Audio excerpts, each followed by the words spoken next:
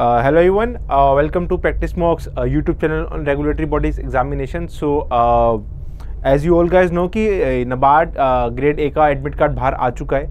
So you guys must be ready कि 16 अक्टूबर को ही exam हो रहा है. There has been no postpone, कोई ऐसा कुछ नहीं हुआ है. It is been happening on 16th only. So very few days are left. आज अगर 10th है तो I can say कि 4-5 days are left for you to study. इसके अंदर भी you guys must be only revising the stuff. Plus देखो this exam is quite a different exam because यहाँ पे बहुत सारे सेक्शंस हैं. प्लस यहाँ पे there is a division between merit section and just qualifying section. For merit section I hope कि आप सब ने पहले से पढ़ना स्टार्ट कर दिया for merit section, especially like for GA, ESI current affairs and agriculture rural development, static as well as its current affairs. So I hope आपने ये चीज़ें ऑलरेडी कवर कर ली हों.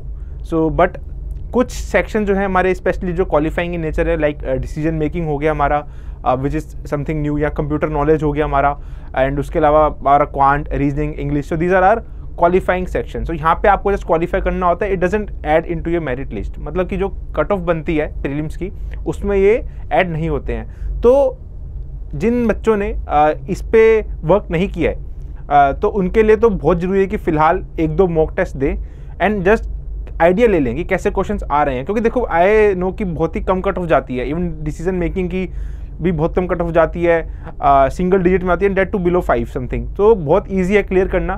बट आप एग्ज़ाम में पैनिक ना करो, तो उससे पहले जरूर कोई ना कोई मॉक टेस्ट जरूर दें, ठीक है, ताकि आप अकस्टम्ड हो जाओ क्वेश्चन से, है ना. प्लस फॉर कंप्यूटर नॉलेज में कुछ चीज़ कहूँगा कि अगर आप मॉक टेस्ट के थ्रू उसको पढ़ते हैं तो आई एम श्योर कि कुछ क्वेश्चन लाइक शॉर्टकट कीज़ वगैरह वहाँ पे आप एग्जाम में आंसर कर सकते हो. तो it is going to be very helpful in specially for the non merit sections, ठीक है.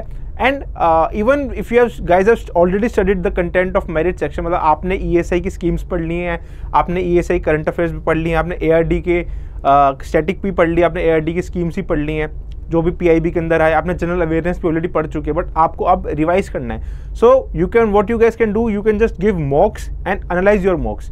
मॉक्स के थ्रू भी रिवीजन कर सकते हो आप. अगर आप पे टाइम नहीं है तो मैं यूँ कहूँगा कि आप 1-2 मॉक तो टाइम दे के दो, कि 2 घंटे बैठ के दो. बाकी मॉक से आप क्या करो, खाली सोल्यूशन देख के भी चल जाओ, तो ये बहुत हेल्प करेगा आपका.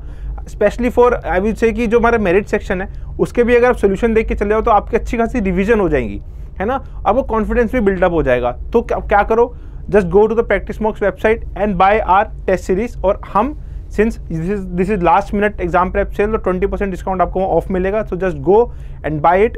and देखो 10 के 10, 11 के 11 मॉक देना जो भी हमारे यहाँ पे अवेलेबल है, it is quite difficult thing इतनी जल्दी.